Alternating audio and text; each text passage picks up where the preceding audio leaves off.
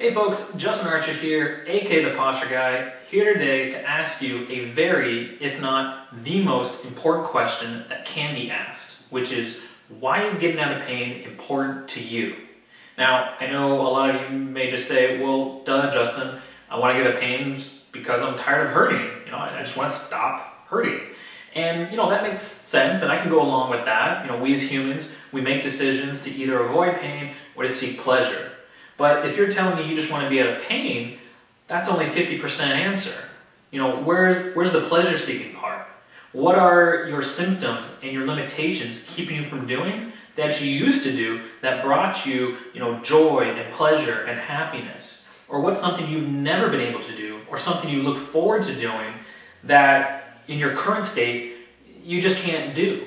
But if you were able to do it, would make you extremely happy. That why, the pleasure why, is way, way more important than the I just wanted to get a pain why. Because for most of you, I can give you one position or one exercise to do that would get you completely out of pain or greatly reduce it. But that's just a treatment. It's not a cure. Because in order for postural alignment therapy to be a long-term permanent cure, it has to become a lifestyle change. You have to do exercises on a daily basis to retrain your central nervous system on how to hold your muscles at proper length and tensions, so that way they pull your bones and joints back in a proper alignment, and then you don't hurt, and you can move freely without pain and do whatever you want.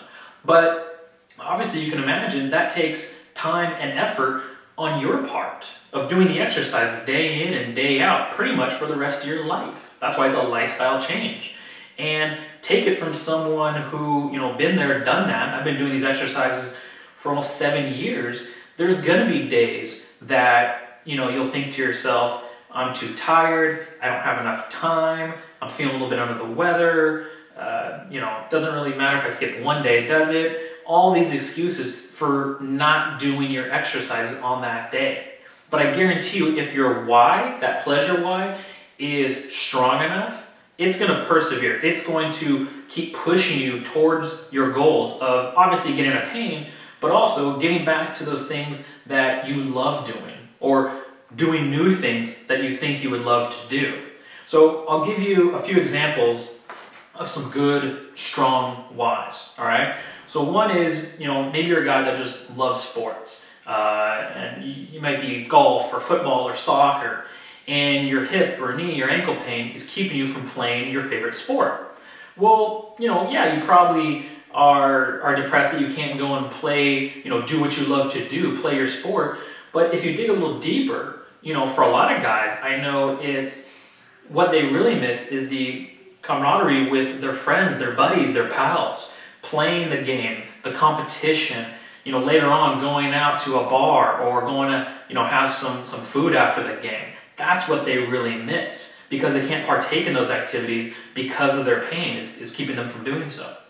Or maybe you're going to be a grandparent soon, or first or second time, and you're looking forward to holding your new grandson or granddaughter and getting on the floor and playing with them. But your sciatic pain doesn't allow for that. You go bend down to pick them up and you get a zinger down your leg, and you just know it's not possible. And that, I know, is really depressing, not being able to play with your kids or grandkids.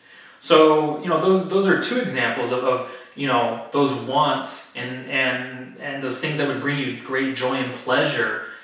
That's going to keep you moving forward. I'll share with you one more, which is mine, and it's kind of twofold. Part of it is just because I love to be active. I love to play all different sports and just be physically active, work out. And that's part of it, but honestly, I don't think by itself it would be strong enough. It's close, but not so much.